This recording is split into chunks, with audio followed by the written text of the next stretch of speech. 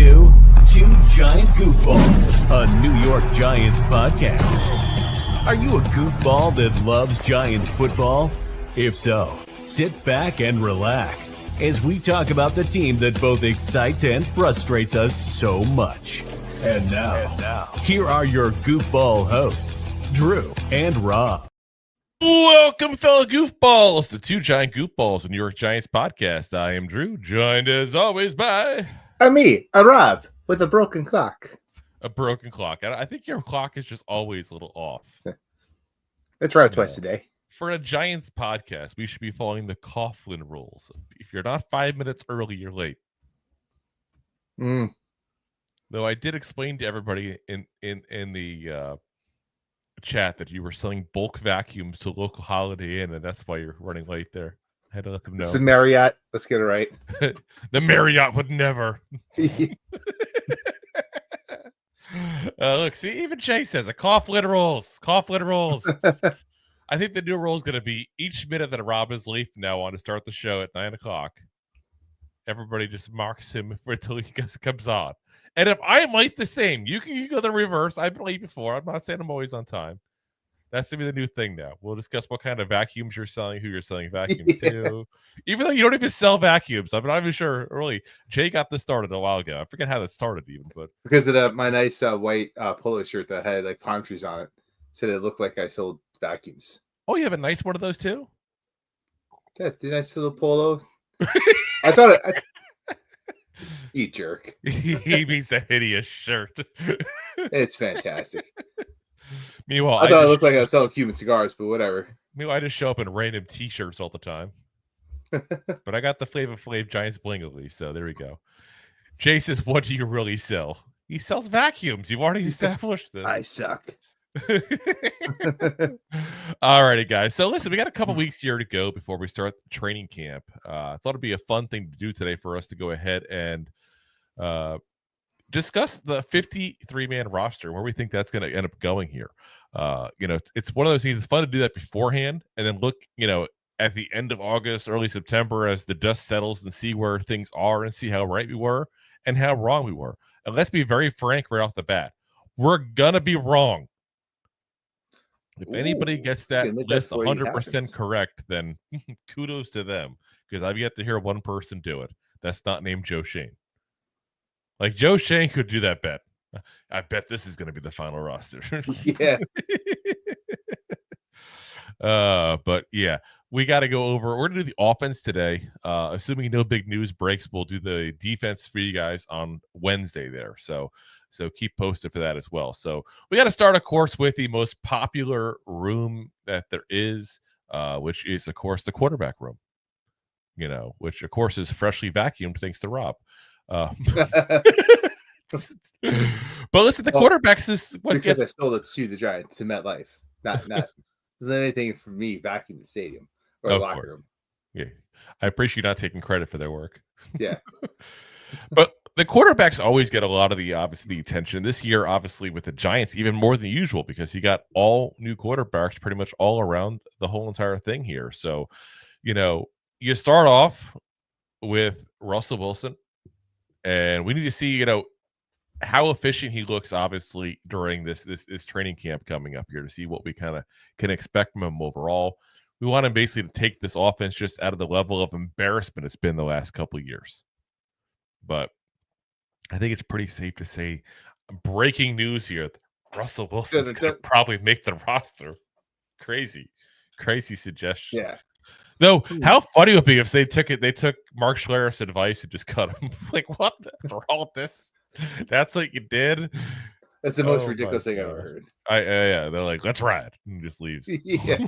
Let's ride you right out of here. Yeah, exactly. So, then, of course, you got Jameis Winston. And the big thing we want to see out of him in the training camp, obviously, is going to be just him helping change this locker room. Like, guys, a losing team has a lot of issues. Let's be honest. That's why they lose.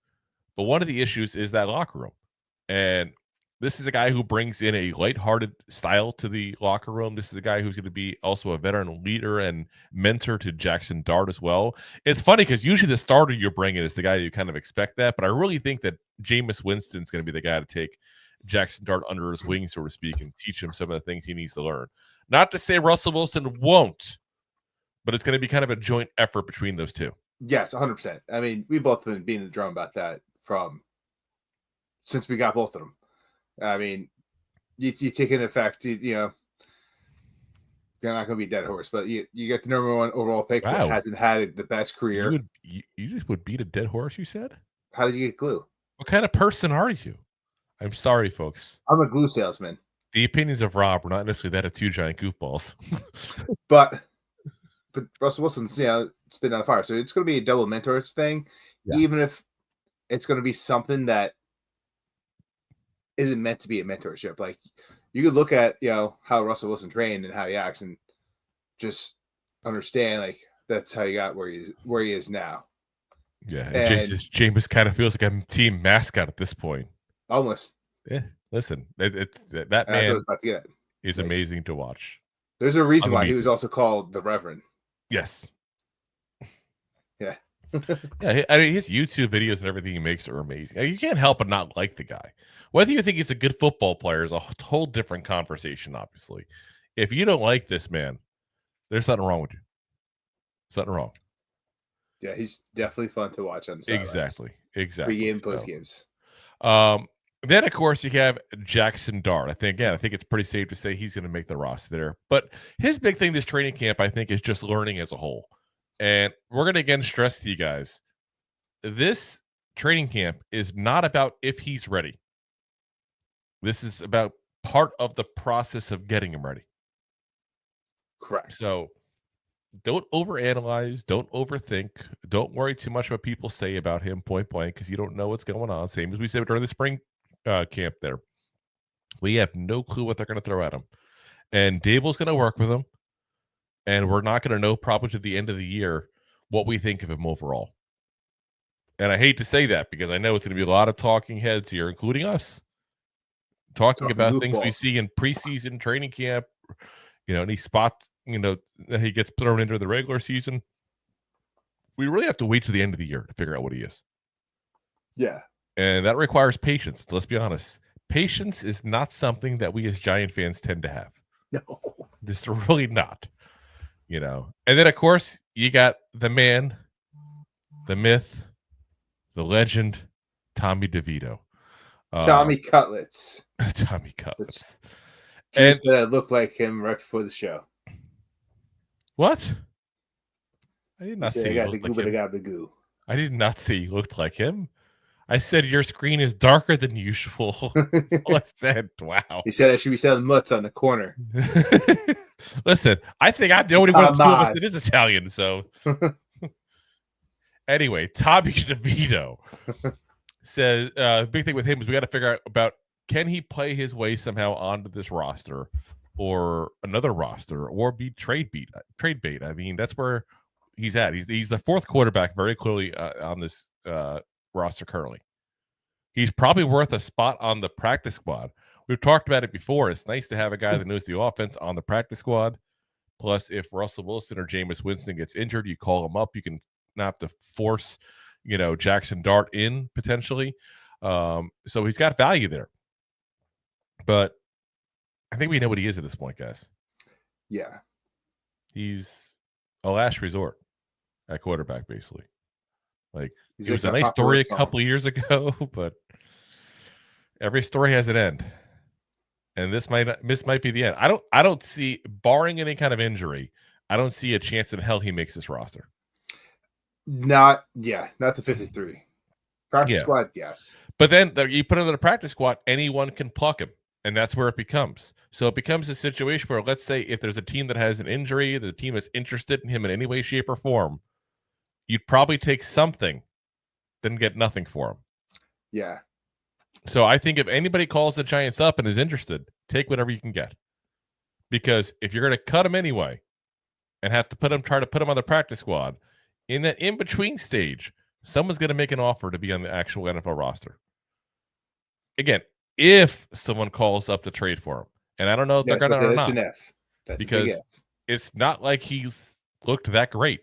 But he is a guy who has NFL experience. He is a guy that'd be cheap. That is something that could be attractive to some NFL teams. And what team? I don't know. It depends on what happens injury-wise. If somebody, let's say, needs a backup quarterback all of a sudden and they want him, maybe they give us a 6th-round pick or a 7th-round pick for him. For a guy that was undrafted a couple of years ago, we got some starts out of, that's still a win, guys. I was about to say, just in the draft capital. Yeah, that's just and again, 6th or 7th-round pick, nothing crazy. I'm not suggesting we're going to get a 3rd-rounder for the guy. But, look at which we ooh and ah over 6th and 7th-round picks each draft. All Giants fans do. It's okay. Yeah. So and they're undrafted. Yeah. So, like I said, that's where I think it'll be Russell Wilson, Jameis Winston, Jaxson Dart, 50-50 on if Tommy DeVito 6th round to be on the practice squad. And so we got a couple questions from Jay on this here. So he says, how is Russ going to handle being benched? I think that's going to be a conversation he's going to know about beforehand. And to be honest, I don't think he signs with the Giants unless that conversation was had ahead of time. If you listen to the reports, they knew in January Jaxson Dart was their guy. Again, who knows if that's legit or not? There's all kinds of stuff after the draft that comes out that you don't know what's true and what's, trying to make it seem like they were confident in this guy the whole way through. Like, who knows?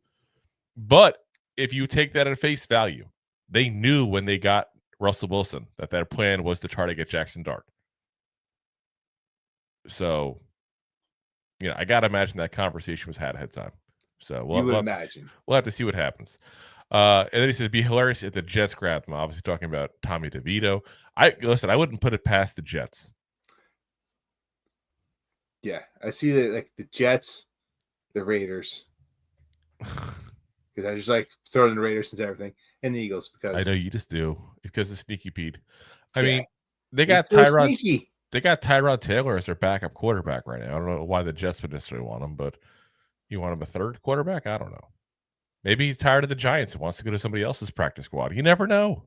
You really don't. He doesn't have to change his home. He still live with mom. The big thing is we don't know behind the scenes how it's going. For all we know, he hates Dable. We don't know. And I'm not suggesting he does or doesn't. Like, I'm not trying to throw that kind of stuff out there. I'm just saying we never know what's going on behind the scenes. If you think that everybody in that building gets along with each other, you're crazy. Yeah, look at your office when you go to work. Does everyone get along? It's very rare you find that. Yeah. Yeah. I mean, it really is. I mean, I'm lucky where I work. People do, but it's a smaller place with like 10 people. It's easy to get along with the small people. Try putting a couple hundred into a room like the Giants. Let's see here.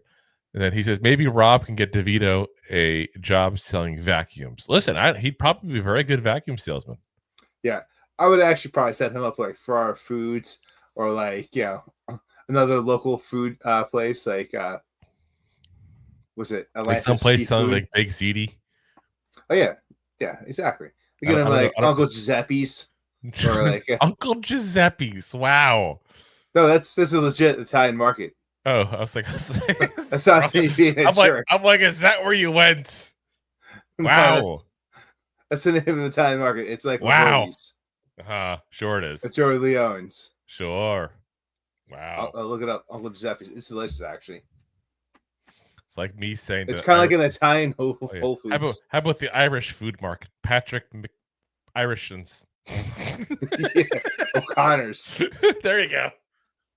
Oh, Doyle rules. So, Pat, if you're watching, I just shouted you out. Anyway, let's talk about the running backs, guys, because it's a quietly crowded room, the running backs. And what I mean by that is you don't hear a lot about the movement and the running back side of things because you hear so much about the quarterbacks, a ton of wide receivers we'll get to there shortly. Everything going on in the edge room because that's just fun and exciting. This is a very, very crowded running back room right now. So you got Tyrone Tracy Jr., obviously, and the big thing we'll be looking for in camp, obviously, is can he continue to improve? Can he get better than he was last year? And I think pass protection is something I'm going to be curious to see, whatever film we can get to see what he's doing in that, because that's definitely one area last year I thought he was lacking. But again, rookie running backs typically lack in that spot. That's a normal thing. I think it's safe to say he makes the roster. Yeah. Go on a limb there. Number one guy. Go on a limb there. Yeah. Devin Singletary, motor. Last year was a very bad year for him, guys, and I don't think it's being talked about enough. It's kind of be like this assumption that he'll be running back number 2. I don't know. His yards per carry was 3.9 yards per carry last year. Now go back to his Buffalo days. That's what they talked about when they got him. Like, ooh, Dable got Singletary. He looked great for him in Buffalo. Well, his Buffalo days, he averaged 4.7 yards per carry. That's 0.8 of a yard. It's almost a full yard difference. That's a big difference. Yeah, and there's a lot to be said. Better offensive line for a long career. Well, Buffalo had issues on the offensive line too. So better, yes, but not elite. I just said better. I didn't say. I'm just clarifying. Yeah. I'm just clarifying that. You also have to consider Buffalo's quarterback game, passing game was way better than what he had prior. So, are you suggesting Josh Allen is better than Daniel Jones? I just might be throwing it out there. Just little crazy talk. Insanity. Yeah. Breaking news.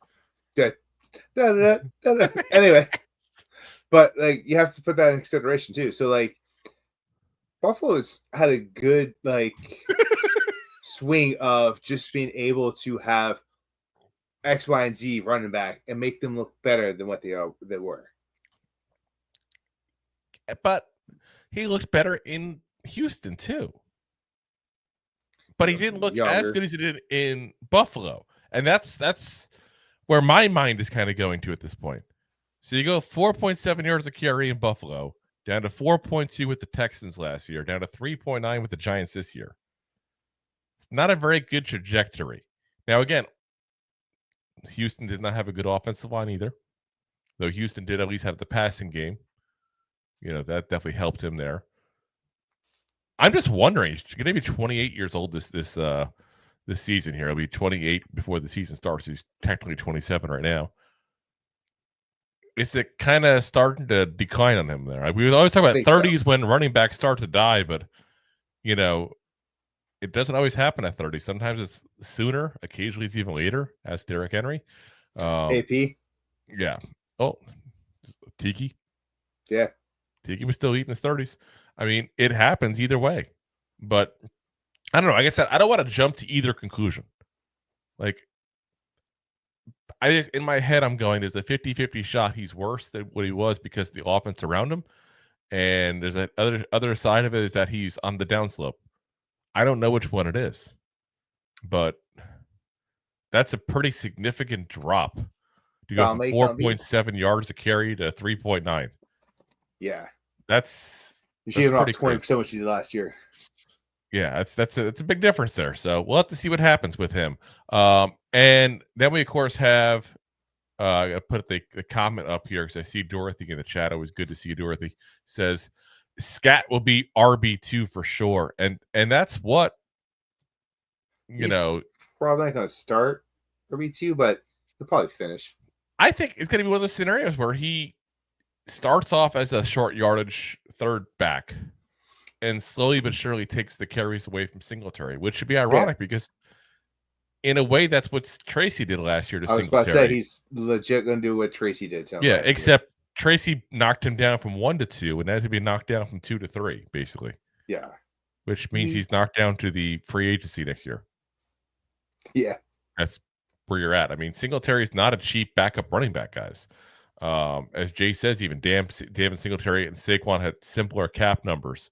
They did and they didn't because they guess similar cap numbers, but obviously Saquon had the much bigger contract and all his money is pushed to later years like the Eagles always do. So it's definitely a better contract, that's for sure. David says, hopefully Scat is RB1. That would mean he is even better than Tracy, which is possible. That could be a good or a bad thing. I'll say that because that also could mean that Tracy takes a step back this year. Yeah. So, we'll have to see what happens there. I would love to see them as that combo at that point, like Bradshaw and Jacobs back in the day, like a modern day version of that. That's what I would love to see. But I don't know. Part of my concern is his speed. He had one great year in college. Doesn't have elite speed. I don't know what the ceiling is for this kid. I will tell you this. He's got good hands. He has no fear jumping into a pile. I think he has a place in the NFL. And at the minimum, it's a short yardage goal line back. Yeah. Which is still a use. And we got him late in the draft. So I'm not hating if that's all it is. But, you know, as Jay says here, people are crazy bullish on Skattebo like he's John Riggins already. Got to chill. I think we have to say there's options of what he could be. And we don't know what it's going to be yet. My old man's from Arizona, and he keeps bringing up Skattebo. Skattebo! Skattebo! Skattebo! Skattebo! It's because, you know, honestly, his name is why I keep talking about it myself. The name is just fun to say. Like, really, you try saying Skattebo and not, like, smile while you're saying it. Exactly.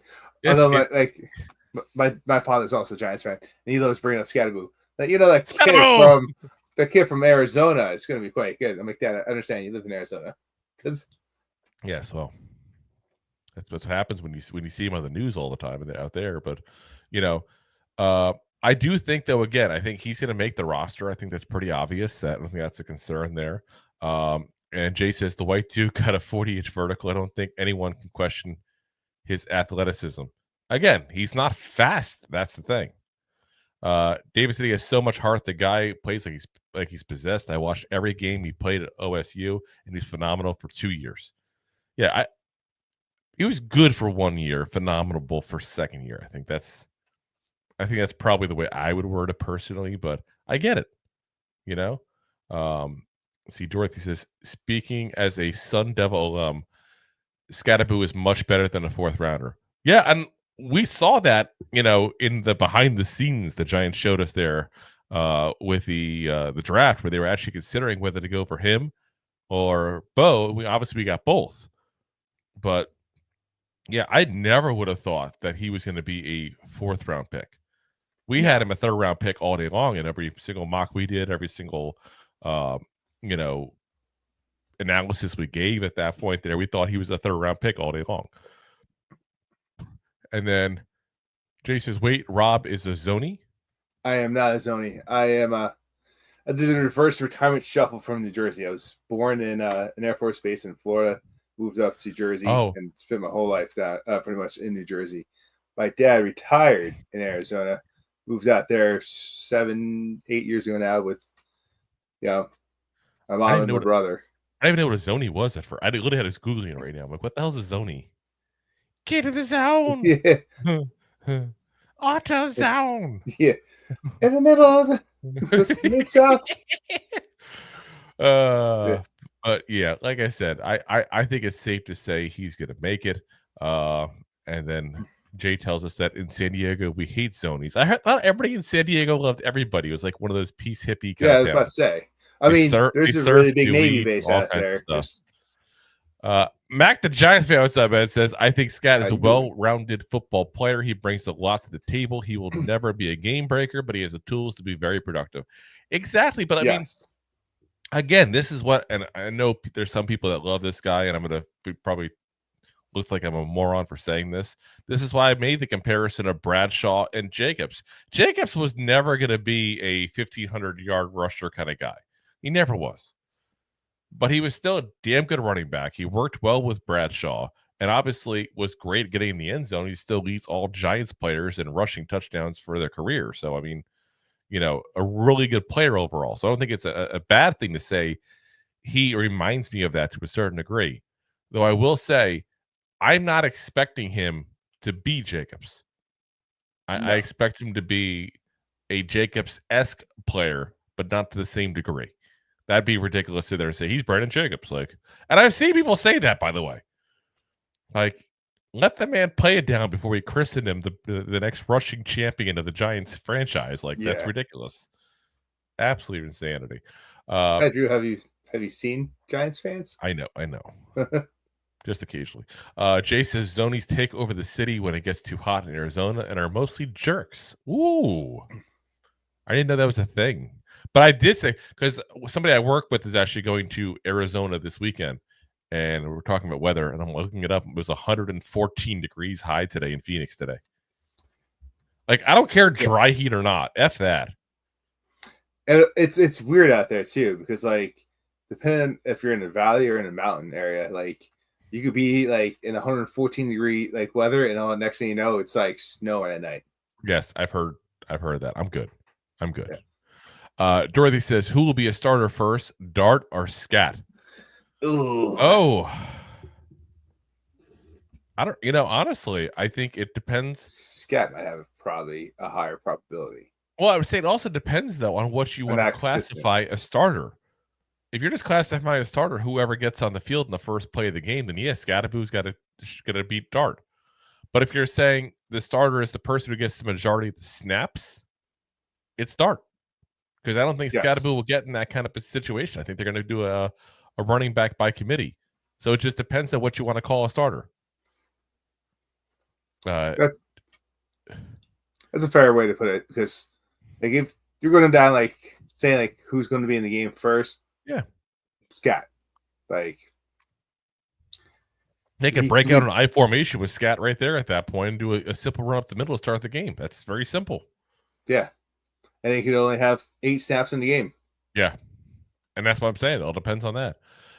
Jay says, you are Florida. You get the same sort of thing there, I'm sure, Drew. No, we get 95, maybe 100, and we get blistering humidity. That's the main difference. People, like I said, they say dried. I've never been like a guy who visits the west side of the country very often, just because time and all. But I've been to Vegas and Arizona in August one year, and it was ridiculous. I could get off the plane. It was like you felt like you were melting. And he says, I mean snowbirds. Yeah, we got a ton of snowbirds, that's for sure. We say the fall is when the plates change instead of the leaves, the colors, because you start getting all these different states coming in at that point there. And a lot of Canadians. There's a lot of Canadians where I live. That's what it's all about. A boot. Anyway, other running backs here. We got who's get distracted by zonies and Florida, and for once not the Golden Corral. We got Eric Gray. Can we just admit finally, like, and I know you and I have, but I mean, as a collective amongst Giants fans, that this was a bad pick and one we wish we had back?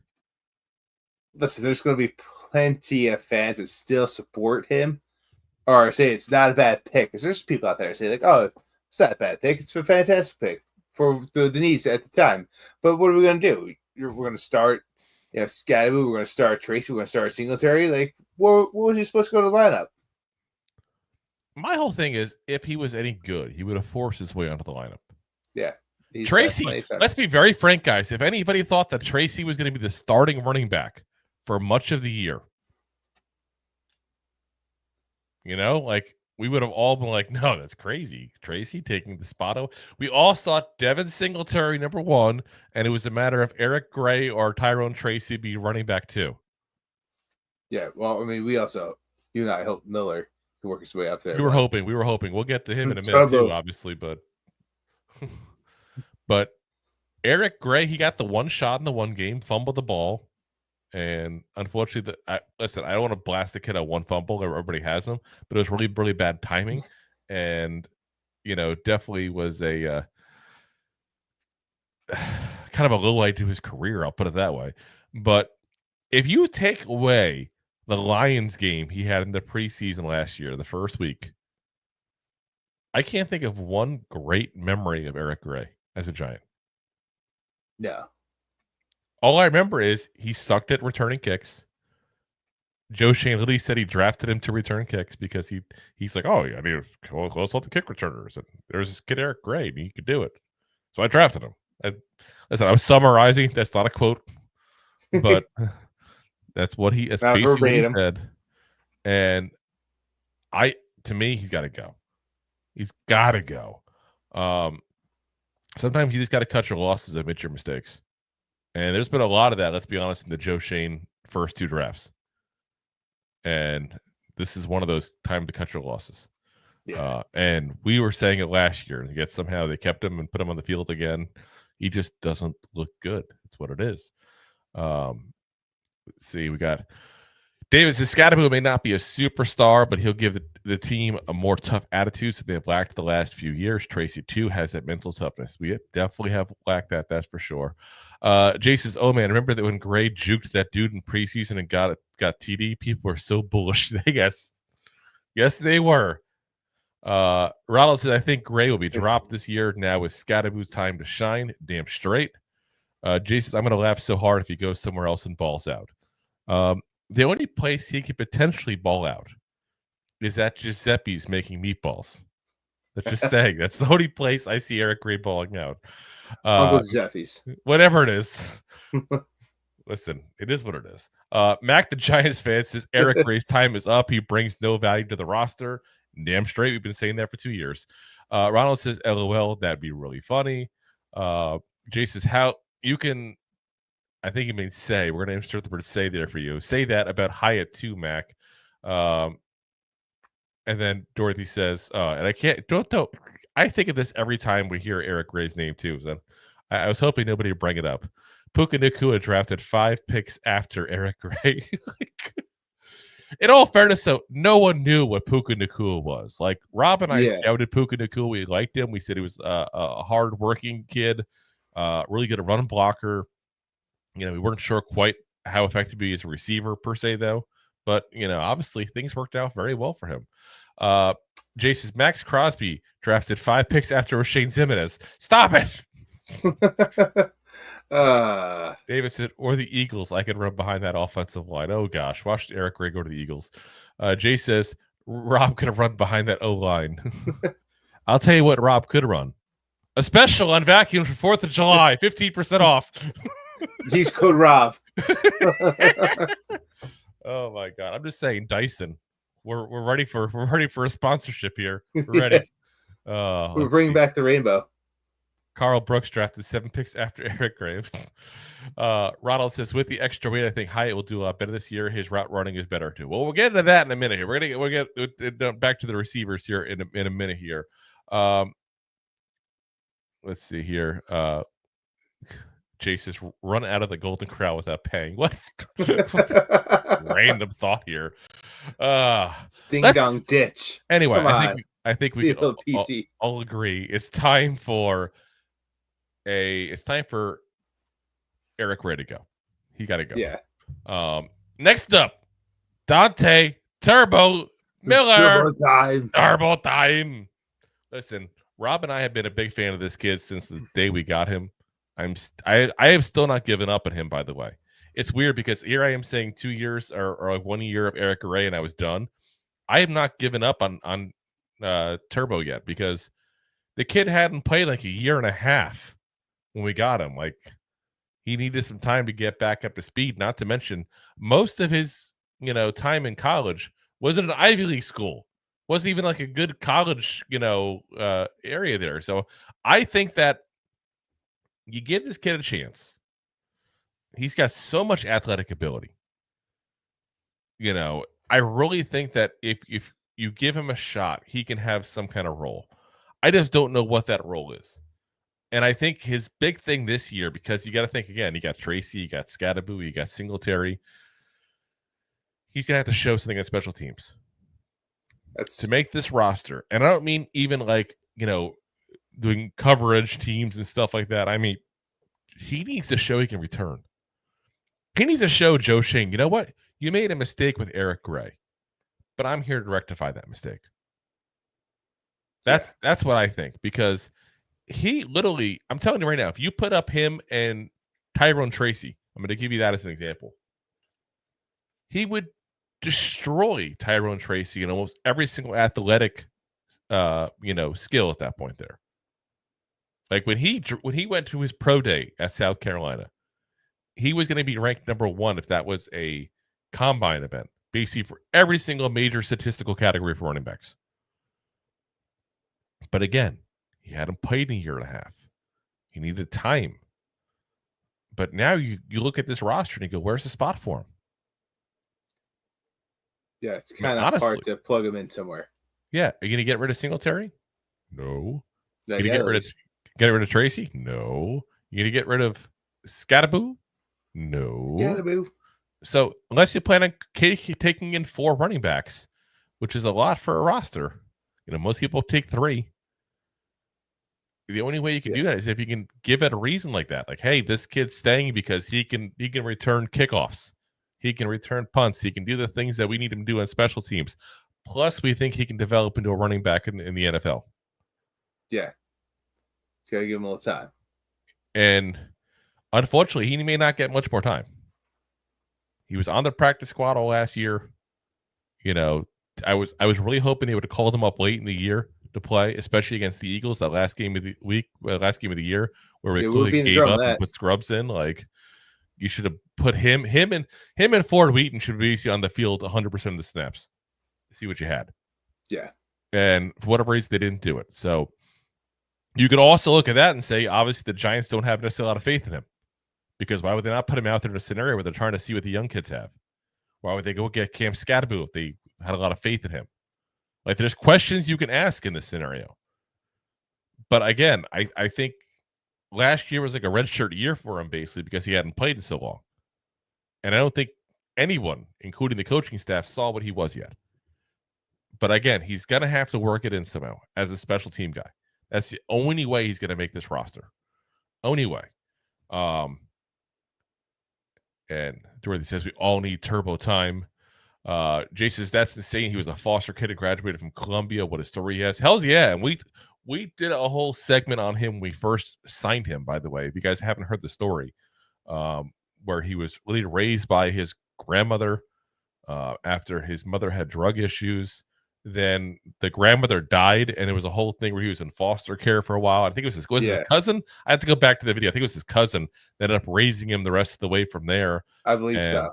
And again, goes to Columbia, goes to finish his football career in South Carolina. Didn't work out because South Carolina didn't have the correct information on whether he was eligible. Then he should have gone to the draft, didn't go to the draft. No one even realized he was draftable. So he ends up being a free agent instead. It's a crazy story. Absolute crazy story. But again, at his pro day, he would have been ranked number 1. I still think he's got a shot to do something in this league. And again, I don't put in crazy things on him. I mean, just having a role of some kind with some team. Yeah. And I do hope it's the Giants, that's for sure. Mac, the Giants fans, I think when it comes to Turbo, it's simply a numbers game. He has the talent, but it's a crowded running back room. Exactly. Jay says 4.240. Exactly. He got that kind of speed. I'm telling you guys. He could be, I really think he needs to work on kick returning, and I hope he already has this offseason, and he gets a shot that way. I think it's a shot. Ronald said, wondering about dropping our number 2 running back and saving a good amount of money, going with Tracy, Skattebo, and Turbo. So in theory, that works out very well because there's a big contract there.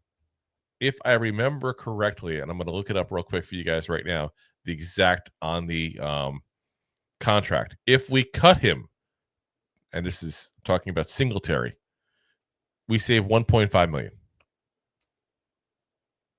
And keep in mind, we save $1.5 million. This is a post June 1st cut. So you're still paying for some of him next year because of that. So you're only saving $750,000 overall. It's just you get 150 savings this year, and then it splits. So it doesn't make much sense to cut him. Unless somebody wants to trade for him. But if somebody wants to trade for him, hypothetically, you're going to save $5 million then.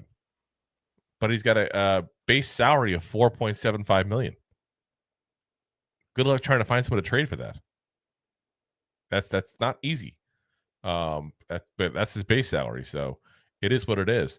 Let's see. David says Turbo is injury protection. Singletary is old. Again, he's 28. I wouldn't say he's old yet like that. He's 28. How old are you, David? But like I said, I do question if age is starting to get to him. I really do. And it's not because of anything but the fact that he is 28, getting closer to 30. You've seen the slippage and the abilities the last 2 years. But there's other factors. So let's see here. Jay says, I don't think you can cut him. Kind of pot committed. Don't know if the other dudes can pass block either. That's one thing as well. He's very good as a pass blocker. Ronald says, I'd love to give Turbo a chance. Damn straight. And David says 56. Twice as old as him. Oh, exactly. And listen, I do it myself. I'm like 42, calling like a 27-year-old. Like, he's starting to get up there in age. Maybe it's time to call it a day. Seriously, like, what the hell? I feel like such a hypocrite. Imagine if my boss said to me, like, you're 42. Maybe you peaked. Maybe it's time. Yeah. You ever think about retirement? It's insanity, guys. Now, we do have one more, as Ronald says, 68. We're all just showing our ages here. We do have one more running back as well that I think people kind of forget. Rushawn Baker. He was the undrafted rookie free agent from Elon University. Not Elon Musk, Elon University. Let's be very frank and say he's not going to make this team. Probably not. Not going to probably make the practice squad. That's screaming camp body to me all day long. And if I had to guess on the way the room's going to be, Tyrone Tracy, Devin Singletary, Cam Skattebo all make the roster. Dante Miller will be back to the practice squad one more year, assuming nobody picks him up, unless he shows he can do a better job returning a kickoff or a punt or both than any other option available to return kicks. That's his shot. That's his one chance. Everybody else, bye-bye.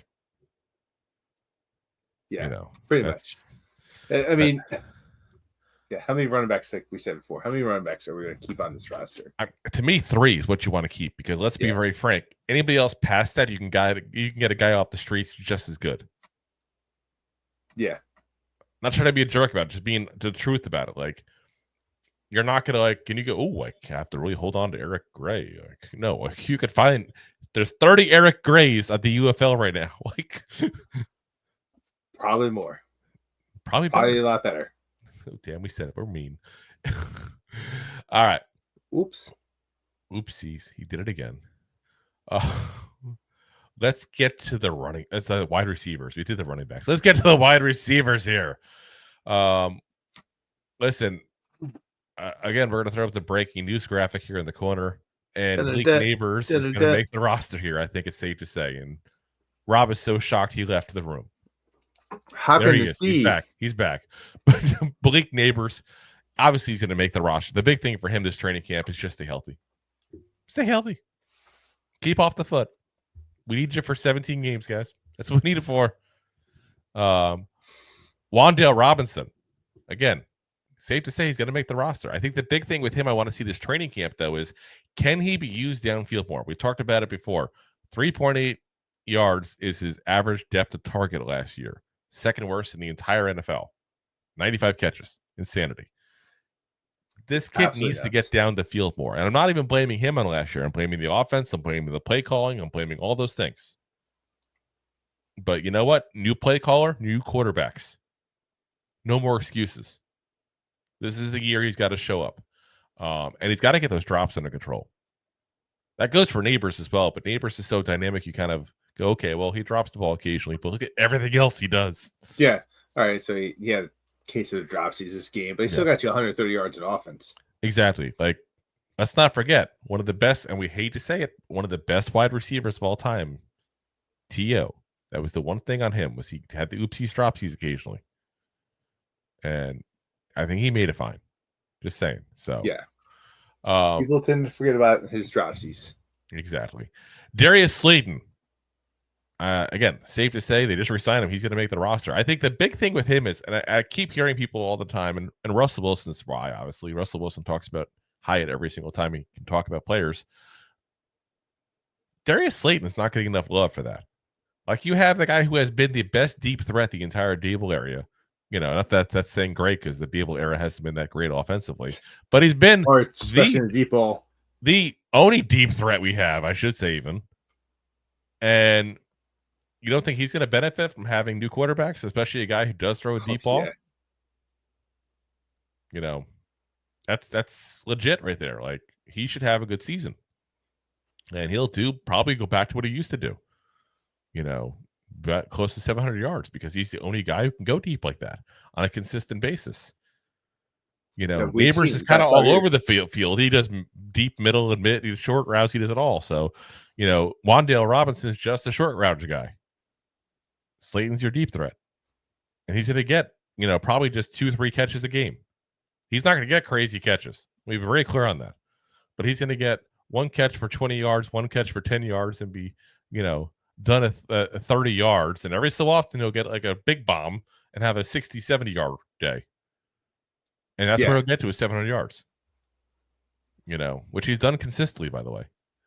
Jalen Hyatt, probably the most hyped up guy in the entire league right now. Yes. Okay, he's gained 20 pounds, guys. Woo, 20 pounds. Yeah, but when you're 160 pounds in the NFL. 175. Yeah. I don't know. I think again, when we talk about all the time, the speed is his big thing, and he added 20 pounds. What did that do to speed, first off? And I'll make you slower. You can get 20 pounds on. That doesn't mean you can get off press coverage necessarily better, because that's just as much technique as it is anything else. It's not like he couldn't get off of press coverage because he was light, and that's the only reason why. Did it hurt him? Hell yes, it hurt him. But it's also technique. Because if it was not something you can get around with technique, then how does Steve Smith work in this league? How does Smith over in Philadelphia work? Like, you can be a smaller receiver and make it work. You just have to have really, really good form and technique to get off the press coverage. Yeah. And that's what he's lacking. I say Hyatt's lacking that. Yeah. Who just pretty much was a speedster and never, he was faster than everyone in every step of his way, no pun intended with that, his whole life until he got to the NFL. And I guess he never put into work to get the technique in there to get off coverage, to get off press. And I'm hoping, because you hear a lot good about him, maybe he did a lot of work this offseason. Maybe he did. I don't know. But I need to see it before I start believing in him. But he's going to make this roster. That's point blank. He's going to make this roster. David's Nabers was the best deep threat in college too. Again, he is a guy who can be a deep threat. But what I'm saying with Nabers is deep, mid, and short. Slayton is just straight long. That's what it is. Yeah. Jay says Rob's 100% right. Those speed guys never develop other skills. They rely on speed. But I wonder if eventually you can have one of these guys look at that and go, this is a mistake, guys. We're messing up here. We need to work on this. Yeah, I mean, not every speedster. I mean, a lot of them fall in that trap because they do. They don't have to learn the technique to get off of press because they just got to run everyone. Like, that's just.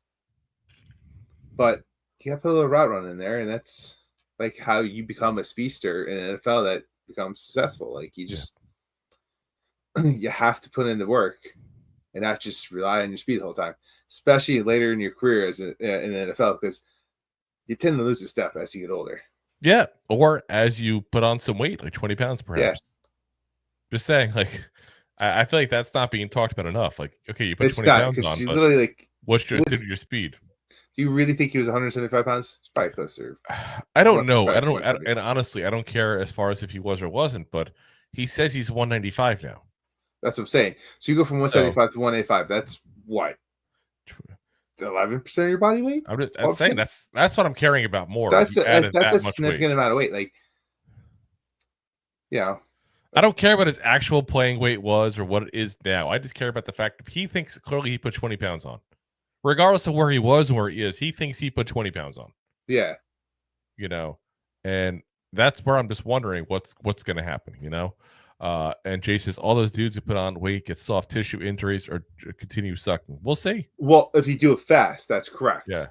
But again, he did have the quarterback issue, and we can't ignore the fact that he literally is a guy who all he did was take deep routes, and he had quarterbacks who couldn't throw deep, and offensive lines that couldn't block to get a quarterback to able to throw deep. Like, there is those other factors. So I'm not ready to give up on him, but I'm not going to be optimistic about him either. Trying to be realistic. Zach Pascal. I think the big question really this year is going to be, can he be more than a special teamer? We mentioned it. That's what he's been doing really in the, with the Cardinals the last few years. He had some years in the past where he was an actual member of the receiver room. But the last couple of years, all he's been is a special teamer. And I don't think we can do that with a guy who's a veteran. When I say special teamer, by the way, guys, he's not a returner. He literally is a guy that runs down on special teams and runs after the kicker. Runs after the kick returner, blocks on the outside there. Like, I don't want to belittle it, but you're 30 years old, dude. Like, you haven't had more than 150 yards since 2021. Yeah. Like, that's I'm not intrigued by that at all. And to me, it's there's so many, and we'll get to all the undrafted rookie free agents we got here because we got a ton of them. But I look at those players and I go, don't tell me one of those kids can't play special teams, and we can see if he can actually be a receiver. I'm tired of having guys that all they do is special teams. I get it with a kick returner or punt returner. Like, that's cool. Like, I get it. But you have a 53-man roster. That doesn't mean you can have 10 people that just play special teams and that's it. Yeah. Like, we've done that a lot in the past. I feel like we've had just guys who are special team people, and that's all they are. And it's okay to have one or two. But we just signed how many linebackers this season, That's what they've been. So I think it's time for Zach Pascal to either find a new home at the end of the training camp or to recognize that his time might be up in the NFL. And again, not a bad career. Never was a great player, don't get me wrong, but he still lasted 7 years in the NFL. It's more than twice the average. So, decent career. Probably made some money along the way, obviously. Made a few mil. He's set. He's fine. As long as he was smart. But like I said, I'm not impressed with that signing at all. Now, talking about special teamers, Ihmir Smith-Marsette is technically classified as a wide receiver, so we're going to include him here. Let's be very frank, all he is a returner. All he is. Not a guy who plays wide receiver at all. I'm not going to expect him to play wide receiver at all. And I think that's the one thing that drops him into the conversation of, do we keep him? Because at some point, you want to see him have at least some usage as a wide receiver in this league. Some usage. He's got 14 receptions in his entire career. That's in 4 years, guys. That's not a very good number of receptions. But he is a damn good returner. And that's what's going to keep him employed in the NFL, whether it's us or somebody else. Somebody will take him for that. He did return that kick, that punt also with was that against the Colts, I think, that game where everybody was scoring touchdowns? So, that was an exciting one there. I just think he's probably going to make the roster. He'll probably make the roster because of the fact that he can back up. Because he can take kick return. He'll be the punt returner, the main one there on the roster. But I just wish he could be a backup. Give me some value as a receiver. And that's why I'm so curious on Turbo Miller. We talked about him before.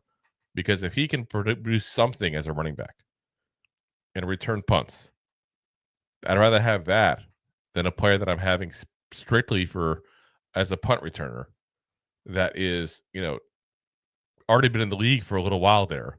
It's going to be 26 when the season starts. We've already seen he can't play wide receiver. Yeah. I want a little more upside. Again, I want guys who are just special teamers, and that's all they are. But if I have to do it. Joe Judge era. Yeah, but if I have to do it, Smith-Marsette is the one guy I'm okay with, besides obviously the kicker, punter, and long snapper. Those guys are allowed to be. Next up, Lil Jordan Humphreys. Talked about him before. Jordan. Good size, bad hands, horrible name. Just not a good player. Again, Denver fans were happy when he left there. The one thing he has going with him, though, is he is probably the only legit big target with any NFL experience whatsoever on this roster. Like, if you want a bigger receiver, and that's something that's on your checkpoint, so to speak, of, what you want. He's 6'4", guys. That's big for a wide receiver. 225 pounds, which is still decent. He's not far off from being a tight end. If he hangs out with Jalen Hyde and adds 20 pounds, he's a tight end. So I just don't, to the Golden Corral. I don't see it happening. But one injury, he's there. He's that close. Yeah. Because he's got some NFL experience there. So let's get to a couple more of the comments here real quick, because we're going to get into a guy here next that we have a couple comments on. So let's see. Mac, the Giants fans, I think every receiver on this roster will benefit from a much better quarterback room. Nabers is such an extraordinary talent that he was still able to be very productive despite the poop show a year ago. Yeah, 100%. We said that. If you can get 1,200 with those two quarterbacks, imagine what we could do with Russell Wilson. Yeah. I mean, 1,400, 1,500. I don't think that's crazy. I just don't know if he's going to keep up the same kind of share of targets. And that's the one question with that. Russell Wilson may want to spread around a little more.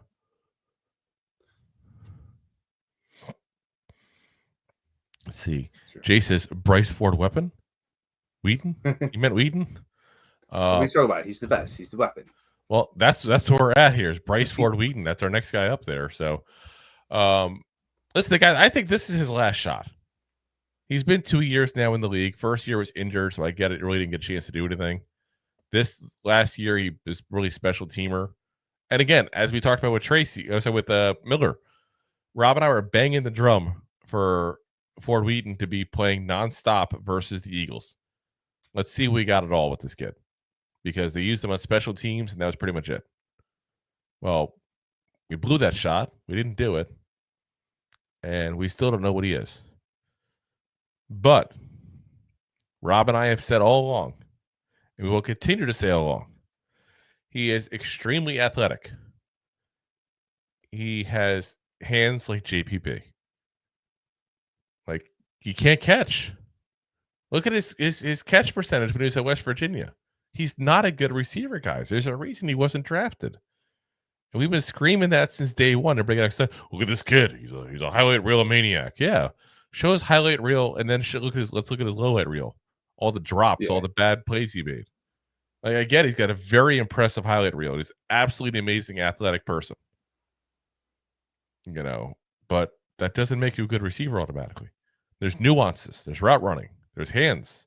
These are things that you don't develop naturally. You have to go get it.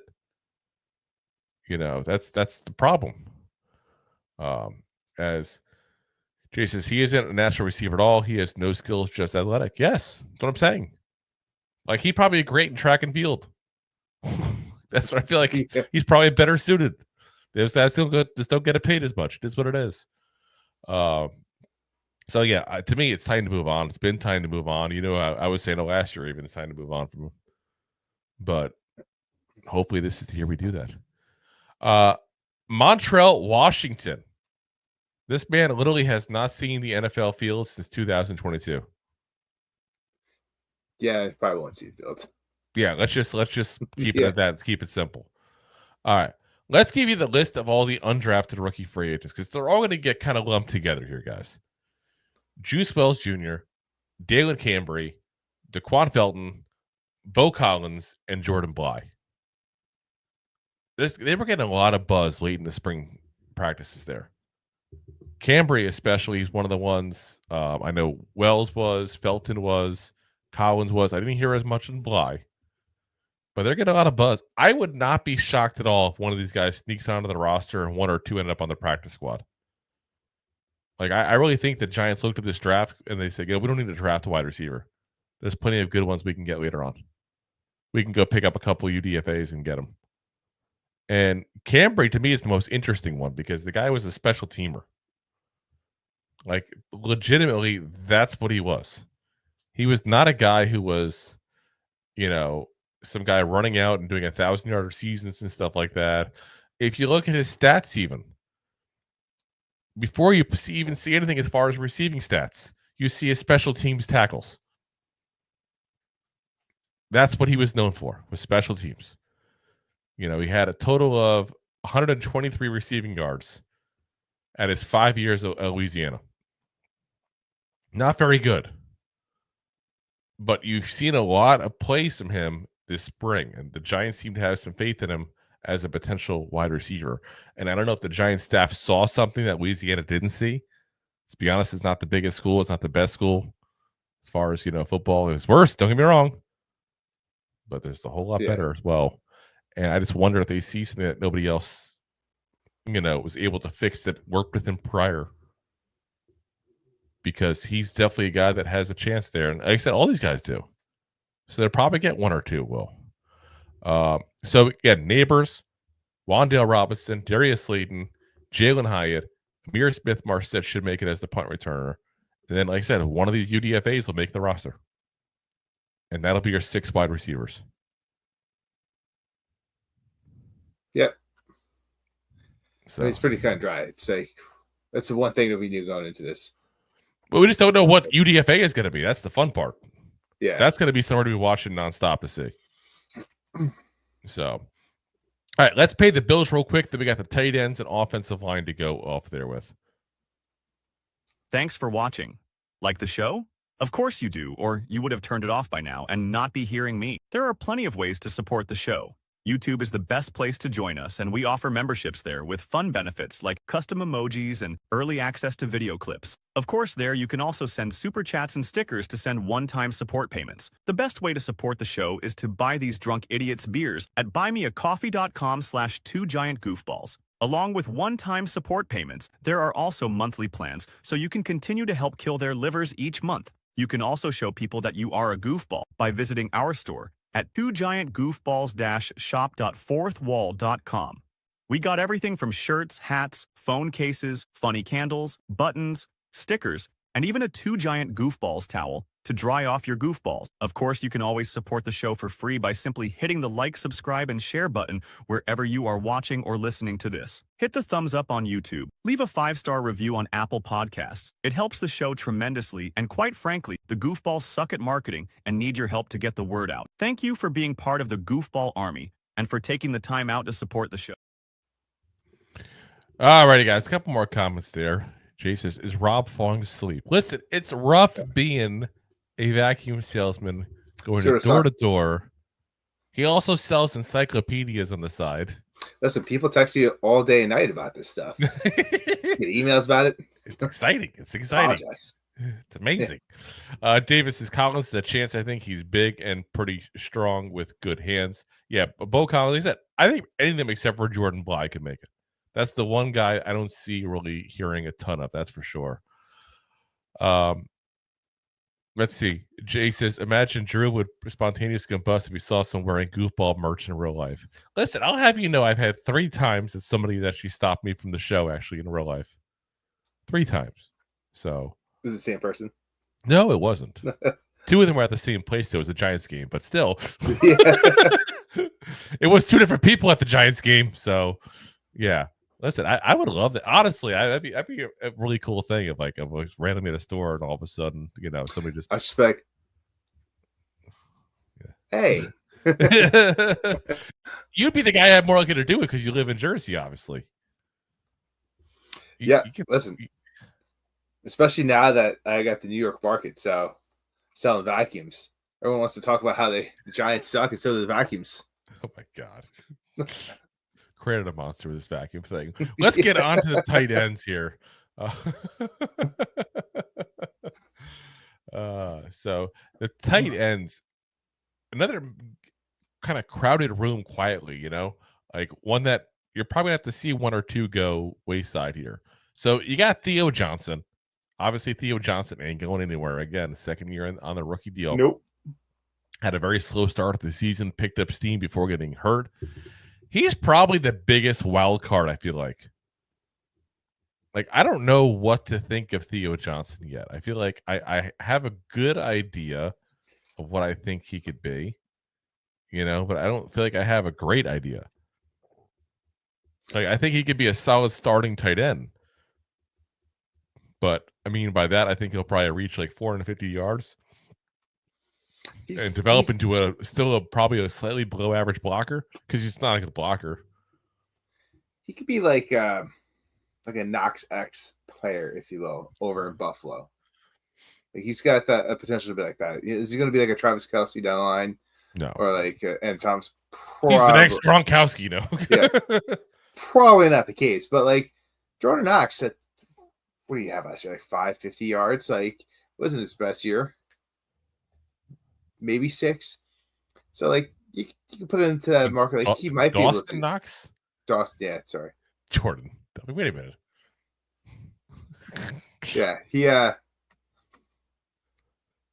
like fantasy wise, he was a top 10 tight end. Yeah, I mean that's probably the ceiling I have for him. I don't think Theo Johnson's going to develop into, being some amazing player there. I just don't think he's going to be a nothing either. I think there is an in between, and that's probably where he's going to kind of live out his life there. Dawson Knox, if you want to go back to the days of Dable being there, his last year with Dable, he had 587 yards receiving. Like that's probably the realm where he's going to be as a max for Theo Johnson. That's what I'm thinking. Yeah, but the last couple of years, Knox has been way down in numbers. So like hopefully 4. Better than Knox.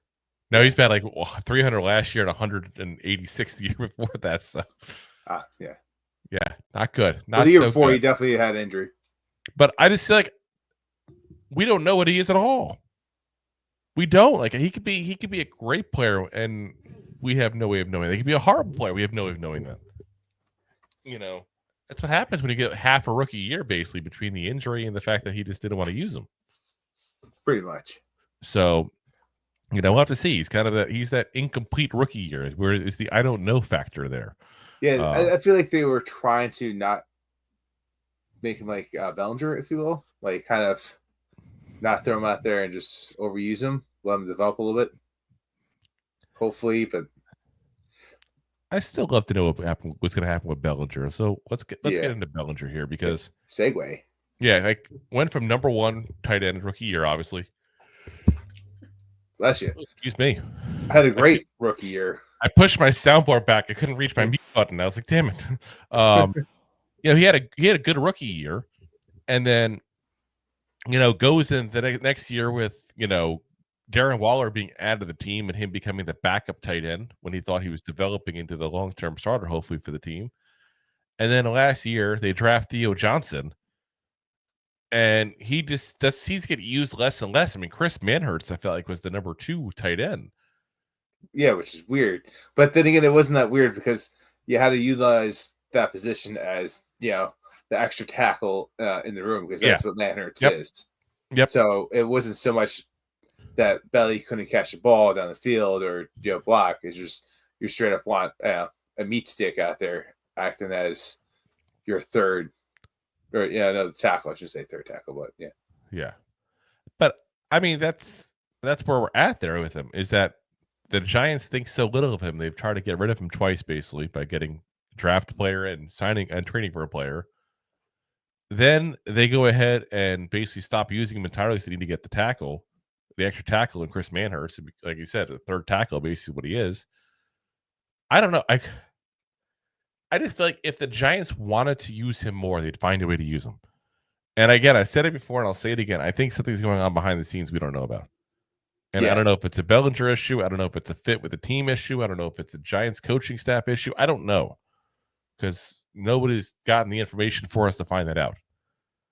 But it's just when I see somebody that's ascending and then all of a sudden just like 2 years in a row, you try to get rid of him and get a new guy and you just use him less and less. Something's going on. Yeah. Like, did he not take Darren Waller going there? Like, very, I wouldn't take it well. Point blank. No, but it's also different in sports. Like, Darren Waller was, had the potential to be like top 3 tight end, top 5. Yeah. And Bellinger was nowhere near that. And like, even if you're developing, like, you got Waller as a short-term thing, and if you're going to be the long-term tight end, like, you bring in someone that's excel in that position, you can look at it as a coaching tool. Like, so who knows? This is all speculation. He could have been salty and talked shit about everyone, and which he could be the biggest schmuck in the world. We have no way of knowing. Yeah, that's what I'm saying. Like, I'm not saying he is or isn't. No, like, and I'm by no means saying it either. Yeah. I'm just saying we don't know him personally, so those possibilities are there. And I don't know if he makes the roster this year, guys. I just don't know. It's kind of point like maybe he doesn't. Maybe like does he get traded? Does he get a good round? Like you bring back Manhurst for a reason. Yeah, well, that's because of the blocking, but that's supposedly what Bellinger was so good for. That's when they drafted him. Remember, he barely got used at San Diego State as a receiver. He was a blocker. Yeah. So I don't know. That's what I'm saying. Jay says Joe Shame gonna go full on scumbag and cut Bellinger due to his performance bonus. Wouldn't shock me. Jay says, did the eye injury ruin him? He certainly hasn't been the same since that injury. Playing. But wow, he went there. Dad jokes. I don't know. I look at Bellinger's career, and that definitely seems to be the end of the ascension. Well, I mean, when he did that, he did that like mid-season, but he came back. It was against the Jaguars. I was there that game. I remember the play very well. Should have just talked to the WF. You can't do an eye rake; it's illegal.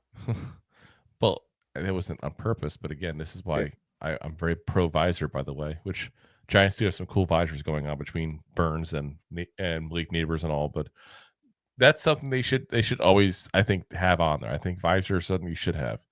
But it's going to take an issue. I remember Orlando Brown back in the day when he got a ref threw a flag and it got in his eye. Like, that messed him up. Like, there's these things that happen. Like, there's things floating around. Crazy accident. Yeah. Like, go ahead and go full Eric Dickerson or get a visor or something like that point, you know? But yeah, that to me was the start of the end for him. And like I said, I think something else happened behind the scenes that we don't know. We don't get to find these things out. Unfortunately, the Giants either tell us or the Giants media is not very good that actually has access to the team and all about finding out what the hell is going on. We've had a few complaints about the things we don't know, you know.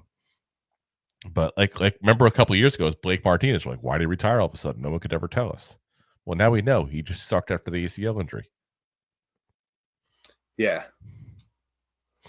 I also liked his Pokemon cards. I mean, the ones he never gave and got kicked out of the whatever site he was on because he never gave the cards people were supposed to won. It was said along those lines. Listen, read the article. I don't want to say anything incorrect on memory of like 2 years ago thing. I'm just saying. I just, like I said, there's something going on, and I wish we had a Giants, member of the media that was good at finding stuff out and actually gave it to us. And I'll say it this way, and I hate to kind of give the guy kudos because I know a lot of people hate him, but Pat Leonard's probably the best guy at finding that kind of stuff out. Let's be honest. I mean, remember Darius Toney was going to get traded. And like, no, they would never trade Toney. Well, guess what they did? They traded Toney. Yeah. You act like a schmuck. Just saying. He knew something. His source wasn't so wrong. Yeah.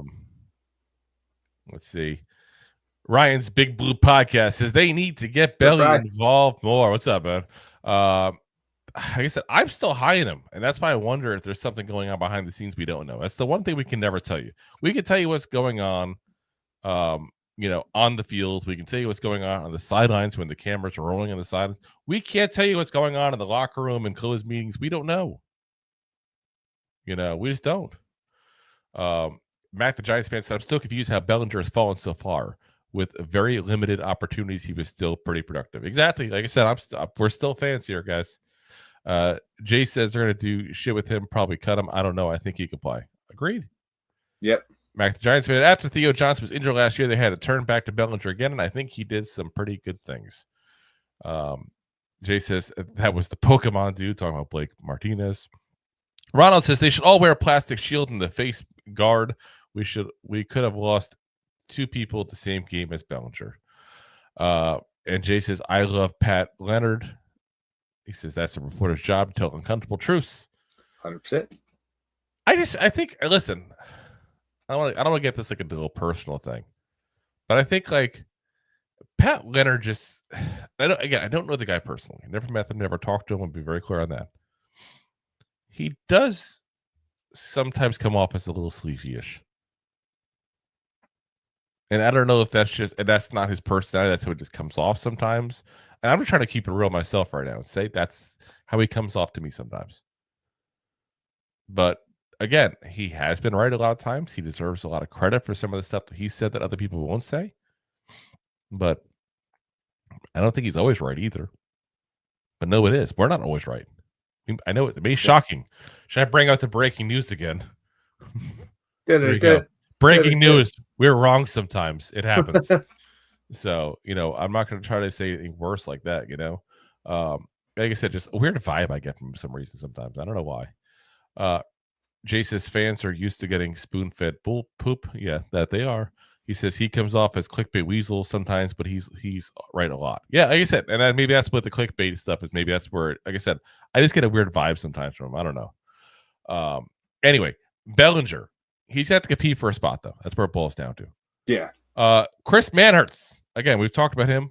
A veteran guy, solid player, but all he is a blocker. He's a third tackle.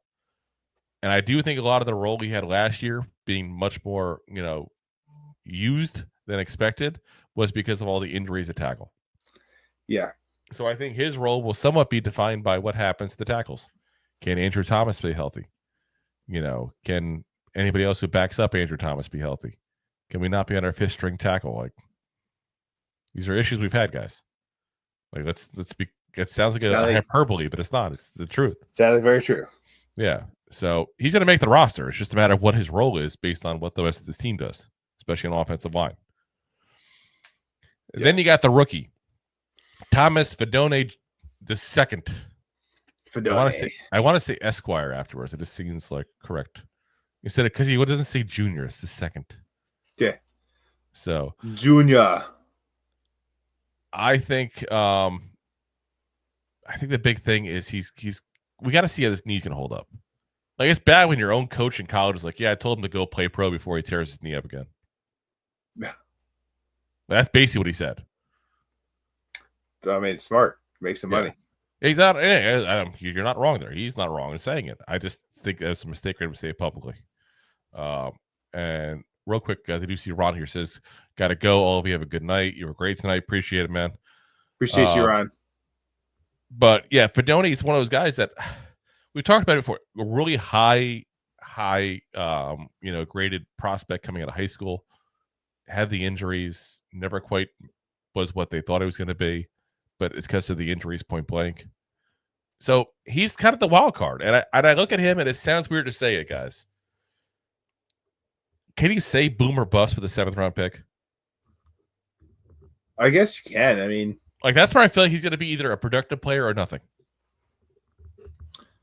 I mean, yeah. I mean, like, he's not going to be the guy you hang around for a year or two and you see what he is, and you know what I mean. Like, he's going to be the productive right off the bat, or he's going to never do a damn thing. Yeah, that's what I feel like, because this is now would be a second year after the ACL tears, but he's probably never going to be what he was. It's a sad thing. The manager special. The manager special. He's like that bread that's on discount as you go to check out at the grocery store. Yeah, you got to use it tonight, otherwise, hey, you might not be getting the right stuff. Yeah, That's yeah. Matt the Giants says if Fidone had a strong spring, he's going to have a lot of hype surrounding him in training camp. I don't know if there's a lot of hype on a 7th round pick. I mean, we had Hawkins the 3rd. He's a 6th round pick. Huge difference the whole round. Very late in the 6th. He says you can't be a 7th round bust. It's too late. A lotto ticket. Yeah. What I mean by a bust, though, is I still want something out of a 7th round pick, even if it's a backup role for a year or two. That's just where I'm at. I bought a lotto ticket once, and I won absolutely nothing. I consider that a bust. Yeah, it wasn't like a disappointing bust. It wasn't like you're like, oh my god, this season's over now. Like, I'm never going to get rich. I'm never going to make money again. But that's, like I said, that's what it is. But I think we're all rooting for him. That's for damn sure. Again, he's a Giant, so we got to root for him. But it's just you feel bad. David says Fidone is fast and long. He could be good, no doubt. He's a better pro than college. He can do it all. We'll find out. Can he stay on the field? That's the biggest question. Jay says he still has a great athletic profile. Looked good at the combine. Y'all know my thoughts on the combine. How's your underwear looking today? Underwear Olympics. It's the truth. There's plenty of people that look great in the combine, looked horrible on the field. You checking out guys at the combine? Yes, I am. Jay says Mac knows his poop. Mac, the Giants fan, says Fidone is that guy. It's easy to root for a given, always been through. Yeah, he's like the Turbo Miller of the tight end room. Like, we're bullish on Turbo because of the story. Let's be very frank. It wasn't the story of like, oh, he's a great athlete, but he didn't spend a year and a half playing college and didn't get any playing time with year one. But the story makes you want to root for the kid. Yeah. Fidone is kind of a similar thing. You get it. Like, it sucks. Like, imagine being the top-rated tight end in your class as a senior in high school. Being able to go to whatever school you want to. Be like a top 50 prospect in all of high school. You go to this school, there's a ton of fanfare. You're the biggest prospect to go to this college in years. You tear your ACL. You come back, you fight back from that injury. You tear the same ACL again. Then you fight back again. You come back to play. Let's be honest, the first year of an ACL tear, usually not a good year for you. And Nebraska fans were upset because they expected more out of the kid. And they only got the 1 year. There's frustration more on the situation than there's frustration with him. But it went to him. Yeah. Which, like, that's, you got to root for the kid. You got to. Regardless, we root for every Giant. But especially, listen, he already got the card with an ACL tear. He renewed it before even becoming a Giant. Yeah. He's like, I'm ready. I've been training for this ACL tear my whole life. Let me step on this astroturf. Now we got a couple more. We got Greg Dulcich, who's been basically a borderline NFL player the last couple of years. After, I won't say a good, but a decent start to his career in Denver. So, yeah, decent. Yeah. Maybe he's the guy that sneaks onto the roster. I'm not sure. I think he probably only makes the roster if there's an injury. Or if the Giants decide to keep a fourth tight end, and they decide to keep him over Fidone. Yeah, that's what I feel. I feel like it's not impossible he makes the roster, but I would say maybe like a 15% chance. Maybe even 10. I'm trying to be optimistic for the kid. Let's say 15 cents. Look. I'm just saying. Then we got Jermaine Terry II. Undrafted rookie free agent. Again, I've said forever since we got him, camp body, that's what he is. And I'm sticking to a camp body. So, again, I would say Theo Johnson, Chris Manhurst are locks. Bellinger will probably stay, which would be 3. But he's going to have to outperform Fidone to get on there, that's for sure.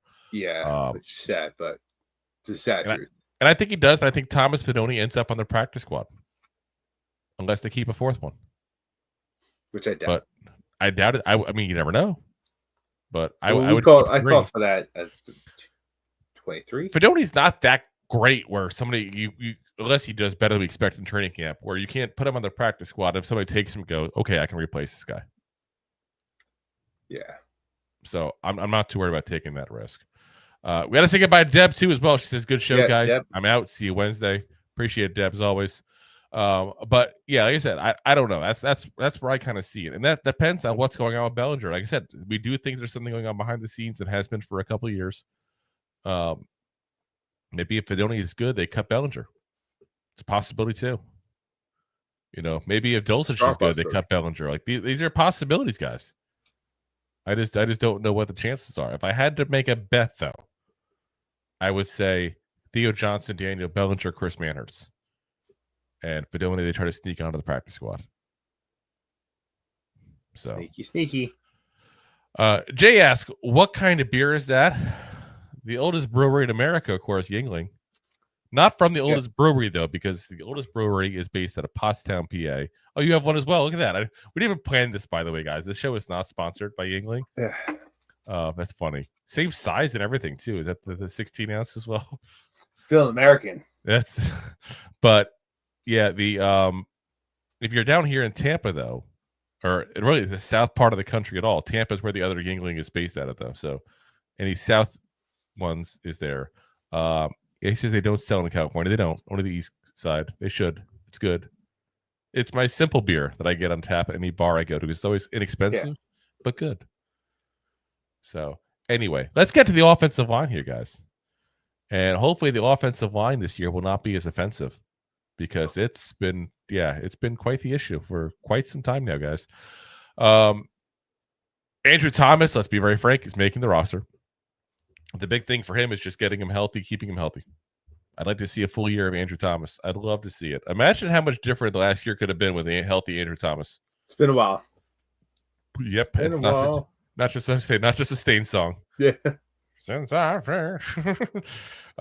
John Runyon Jr. off year last year compared to what he's done with his Green Bay days.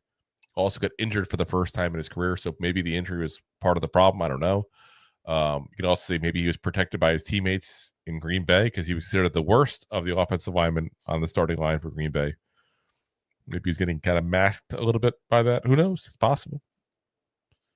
Yeah. John Michael Schmitz, I think, again, safe to say he'll make the roster as well. But this has got to be the year. Like, we got to see the John Michael Schmitz we thought we were getting when we drafted him. I mean, you and I were ecstatic when we got him. Like, really, we thought like, this is going to be a really good player. And the injuries, I thought, got to him year one. I expected a better year two, and we didn't get a better year two. But we also had more injuries in year two. Like, this is a make or break year for JMS to determine what he is in this league, guys. And I don't want to oversell. Like, I don't want to overstate this, oversell this as that, but it is. If he's not good, he's not going to be on the team next year. Because he only plays center. He doesn't have the experience playing guard, but you want to make him a backup like that. So, plus he going to the fourth year on a rookie contract as a second rounder. So there's some money there. So I cannot stress that this is that big of a year for him. And he has Greg Van Roten breathing down his neck there. Remember when he went out, Greg Van Roten played center and played better than JMS at center. And Greg Van Roten has people breathing down his neck. We'll talk about it in a little bit there. I just think that I don't know. I'm just hugely disappointed in JMS. I really am. I really thought this was going to be a good player. And so far, he's been an absolute bust.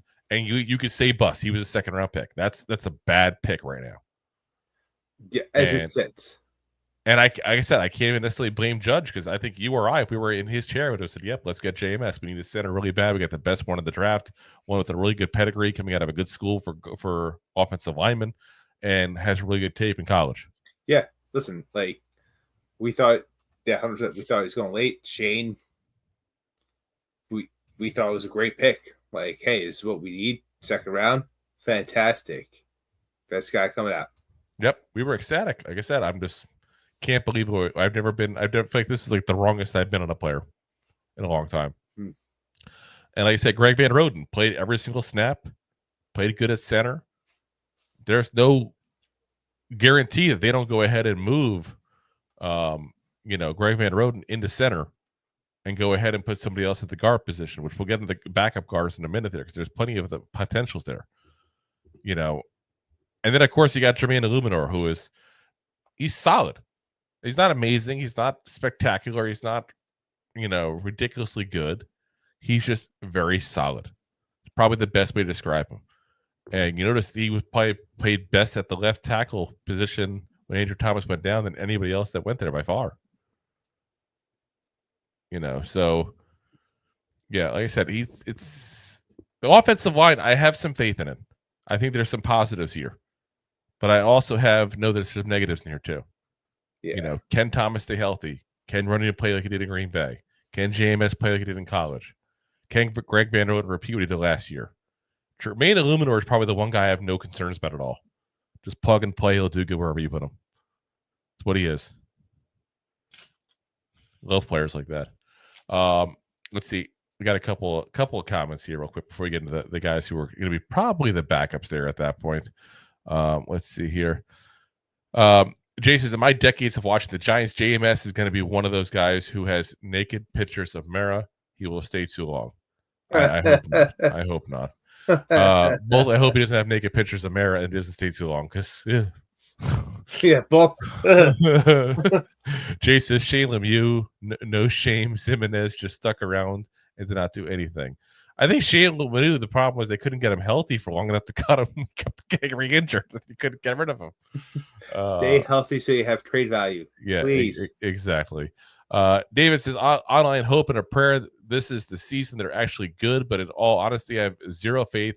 It's been way too long since they've been good. But again, last year before all the injuries, they were average. I know it doesn't sound like amazing, but considering what we've had, that's a huge improvement. I was about to say, I do think Priscilla's a good coach. When you're ranked at 30 for the past 5 years and you go up to, what was it, 16? 17, around there, yeah. Yeah. It's a big jump. Like, that's the best play we've seen in 5 years. Yeah. Probably close to a decade. Yeah, like that's, and that, again, this is prior to the injury to Andrew Thomas. That's where they were ranked. So, yeah. We'll see what happens, though. Jay says, no power or edge, just finesse dudes. But that works sometimes, too. You know? They're fancy for that. Mac, the Giants fans, that was the draft in KC a couple of years ago when JMS was drafted. Giants fans went nuts when his name was called. Damn straight, we all did. We thought it was an amazing pick. We thought we just were alive in center problem. Jay says, yeah, JMS isn't strong enough. He sucks, but he has leadership skills or whatever. He will probably hang around like a bad smell. You just got to play average. Like, that's all I'm asking out of JMS this year, guys. Play average. And then year 4, maybe, then you get into the year above average.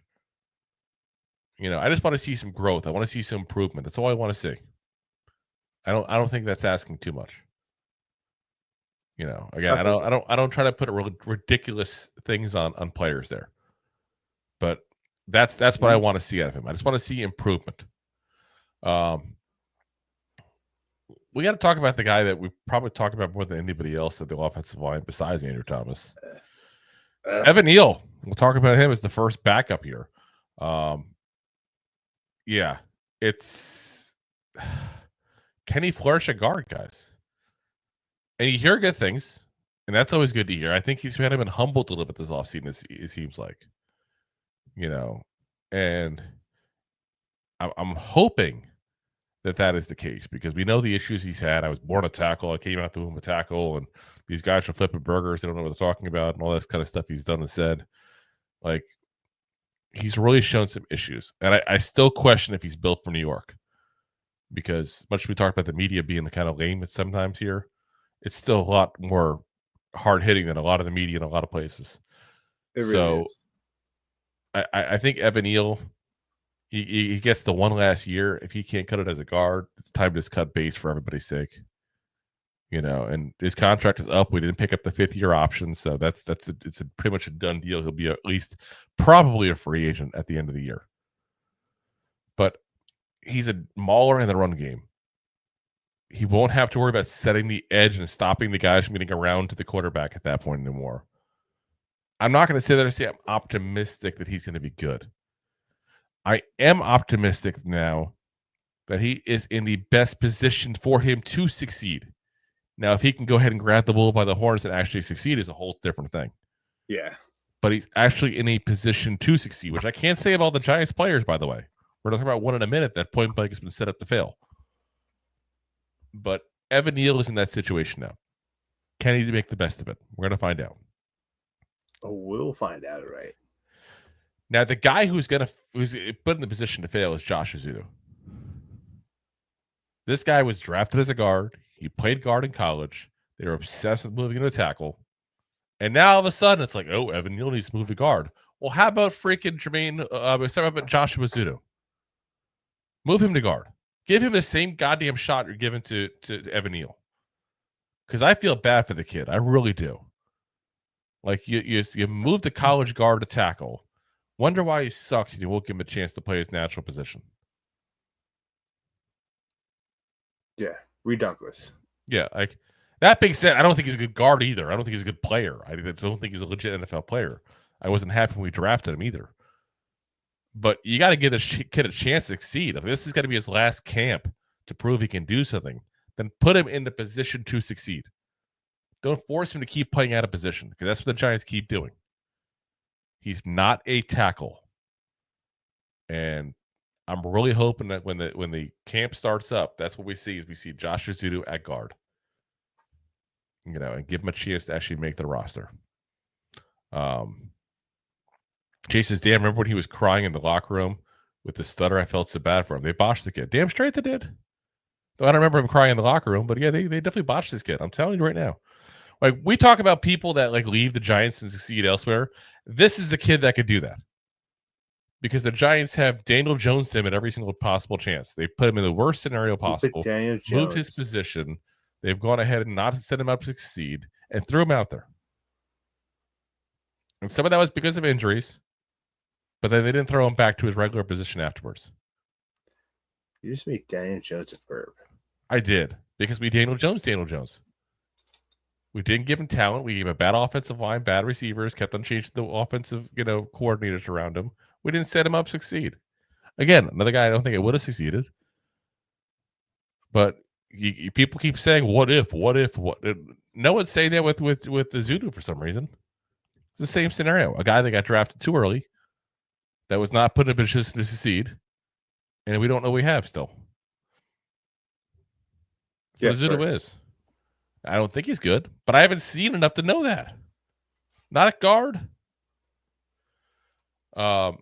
Marcus Bow, or Bo, I keep want to say pronounce the old way that the Purdue people were saying we were scouting him. They gave us wrong information. Marcus Bow. Here's what I'm curious about. Does he hang out with Jalen Hyatt and put 20 pounds on? He's light as a feather, guys. Like, for an offensive lineman, he is the size of a tight end. Like, I need to see more out of him. Yeah. That's at the Golden Corral. 6'4". They said 303 pounds at the scouting combine, But there was times in college he was under 300 pounds. Like, that's really undersized for a offensive lineman. And granted, he's got speed. He's a good speedy guy there. We saw what Jay thought about speedy guys a minute ago, but he's a speedy guy for an offensive lineman, really athletic. But you're in the NFL. Same as receivers can't count on speed. Offensive linemen can't count on speed either. No. You got to get strength. Got to get strength. That being said, I like the kid a lot. We liked him coming out of draft. We thought he was a third-round talent. We got him in the third round. I like where he's at. And I'm hopeful that he's going to at least produce into a good, I don't want to say sixth man because that's like an NBA term, than a basketball term, but like he could be that guy who is like your first backup offensive lineman. And I think that'd be a hell of a good position for him to be in. Because he could play guard, he can play tackle, he can play either side of the line, he can play a lot of places except for center. And there's a lot of value to that, especially at this team with all the injuries we have. 100%. So, like I said, I'm rooting for the kid. That's for damn sure. Jake Kubas. Definitely had a rough go last year, guys. But he was never supposed to play.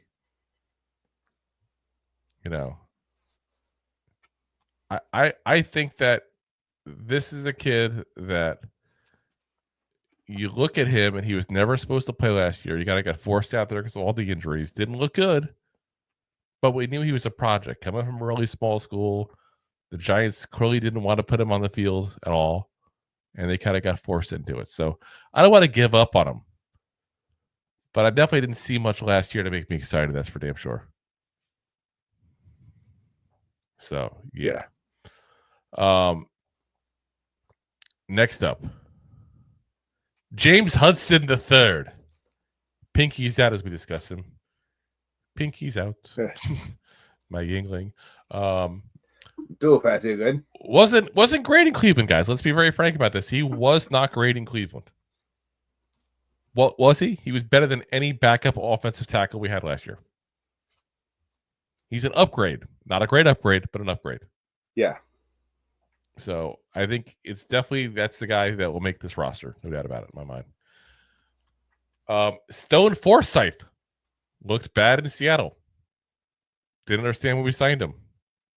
Still don't understand why we signed him. Big confused overall. Does Brasillo see something? Because I have to imagine Brasillo is involved in these conversations.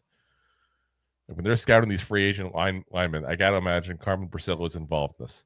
So maybe he sees something. That's the problem. Yeah, it's just true. Not wrong there. That's why I can't take things for granted considering the problems we've had. But it's like I see these things and I keep saying, was this a guy they see something and they like? I don't know. I don't see it happening. Aaron Stinney, solid backup, obviously. Starting experience, both with us and with the Bucks. But we got a lot of linemen, guys. He's definitely a bubble guy. Austin Schlottman. Look good when he's in Minnesota. Plays guard, plays center. Only had literally 3 special team snaps all of last year because he was spent most of the year on the IR.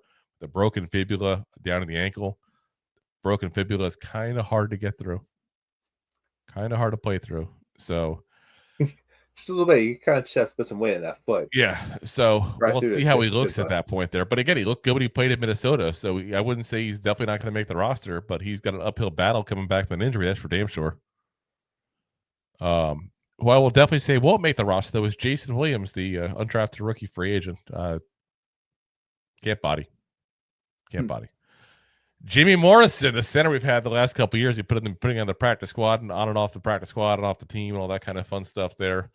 So, yeah, I'm going to say he probably doesn't make it again.